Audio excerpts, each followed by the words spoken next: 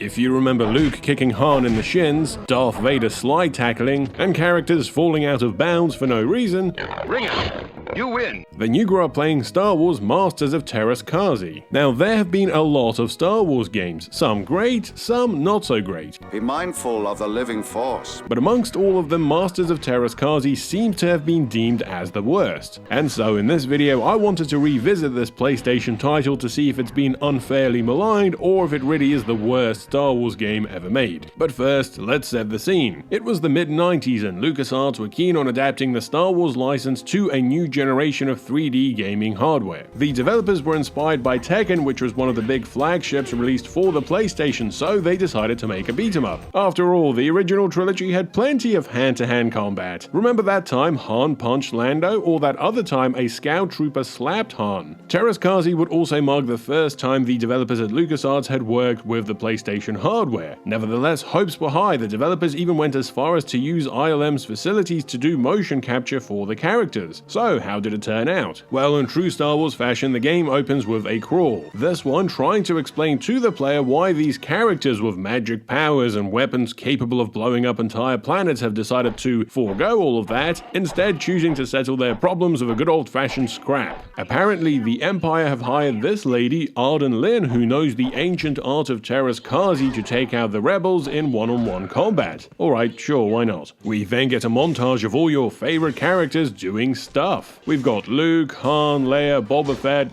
Gamorrean Guard, Tusken Raider, and Vader's helmet. Now things start off promising enough. We've got a nice character select screen set on a dejeric table. And most of the characters have this shocked or suspicious expression, almost like they can't believe LucasArts actually made a Star Wars beat-em-up. And then we have Chewie straight out of a Herbal Essence shampoo ad. Alright, let's see what we have here, and sure enough, it's Star Wars characters fist fighting. The gimmick here is that you can actually switch between fists and a weapon. Actually, the lightsaber does the exact same amount of damage as just punching your opponent. I guess they must have done it for balancing reasons to help out the characters that don't have one. Now, there's no campaign, so we'll just do the arcade mode. Luke Skywalker versus Or. Excuse me, what did you call him? Or. Okay, time to use the ancient Jedi technique of kicking them in the shins. Look, I know the people in the walker up there are judging me, but I don't care, I'm still winning.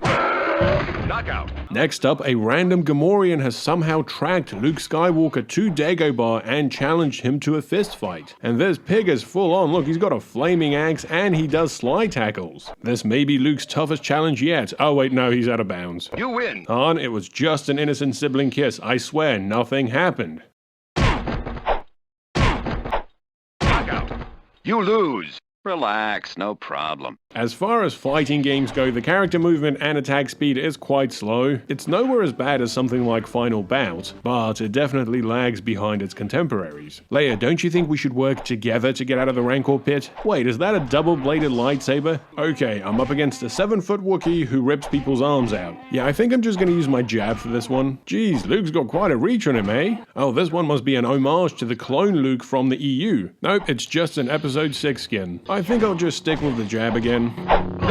You win. Is there like a deleted scene on the Falcon where Obi-Wan taught Luke the galaxy's best jab? Now the final boss in the arcade mode is Darth Vader. And I'll tell you what, Vader is tough. I had to use all my techniques. The jab, the shin kick, and look, he may be made up of mechanical limbs, but old Anakin can still do a mean slide tackle. Hey, remember that time in the movie where Vader put away his lightsaber and instead tried to kick Luke? I have you now. The trick here is to be patient because eventually Vader will just fall off the edge of the platform. Ring out. You win. Easier than shooting womp back home. Okay, why don't we try out some of these other characters? We've got Han's LinkedIn photo and his Tinder photo. Okay, so Han does have a blaster, but he can only use it to club his enemies. Turns out the blaster is reserved for special moves that can be activated with combos. My favorite being Han's magic blaster bolt, which goes up in the air and then comes down on the opponent's head. The Gamorrean and Tusken are very much filler characters in this game. The most interesting thing about them is that for some reason the pig's special ability is to grow.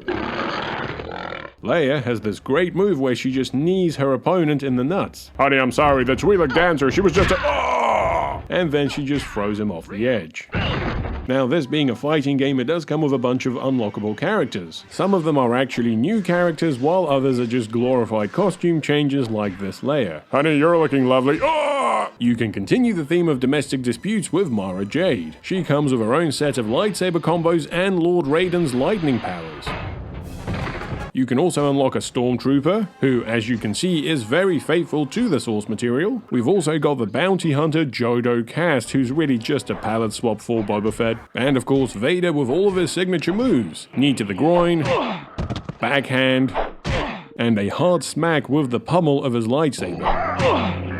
Most of the characters also have these little 5-second cinematics that play when you complete their arcade mode run. They're pretty generic apart from the Gamorrean who's just decided to get drunk, and Vader who's decided to blow up a planet just for fun. Now of course this game does have 2-player multiplayer mode, so you can invite your friends over to exchange shin kicks. And so there we have it, Masters of Teräs Käsi. Yes, this game was clearly an attempt by LucasArts to cash in on a hot video game trend by throwing the Star Wars license at it. It also didn't help that the game felt clunky, slow, and had both a limited roster of characters and environments. All these years later, this game has become somewhat of a novelty for Star Wars fans. An opportunity to see all your favorite original trilogy characters park their X-Wings, jump out of the walkers, and settle things the old-fashioned way. But is it the worst Star Wars game ever made? Well, it's definitely on the short list, but I still think the developers put more effort into this than something like Attack of the Clones for the Game Boy, and it's definitely way less broken than LEGO Original Trilogy for the DS. But that's just my take. Please let me know your memories of Masters of Teräs Käsi, and if you think it's the worst Star Wars game ever made, in the comments below. As always, thanks for watching. Please consider supporting me on Patreon, and a big thanks to all my existing patrons. Also, if you've enjoyed this video, please like, subscribe, and hit the bell. Thanks for watching, and I'll see you next time.